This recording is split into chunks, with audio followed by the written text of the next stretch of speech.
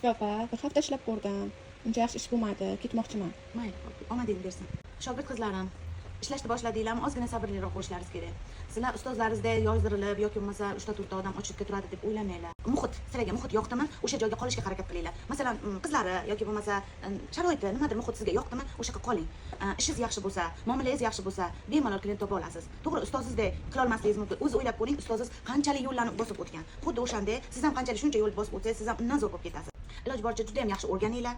O'zlaringiz ustozga ishlanglar. Masalan, shu qizchamiz ham bir hafta ishlagan bo'lsa, 3-4 ta klient olgan bo'lsa ham hech bo'lmaganga 2 tasi klient olib kelardi. Agar yana bir narsada sizlar bir kishi bilan ishladinglarmi, o'sha sizlardan telefon nomerlaringizni olib so'rab, sizni ishingiz yoqdi demasa, yana ularga ishlaydi. Joyda ham Alloh rizq nasibingizni bo'lib bergan bo'ladi. Masalan, bitta salonga borasiz, va odam ko'p bo'lsa, o'sha joyga ko'p ish bo'libdi deb o'ylamang. Qaysidir salonchi 10 ta 15 ta ishlasa, qaysidir salonchi 2 ta ishlagan bo'ladi. Shuning uchun o'sha 2 ta ishlagan siz bo'lib qolishingiz mumkin. Shuning uchun, mana salonga mana buncha ish bo'libdi deb o'ylamang. Qizimjon, iloji boricha chiroyli narsalarni o'rganing.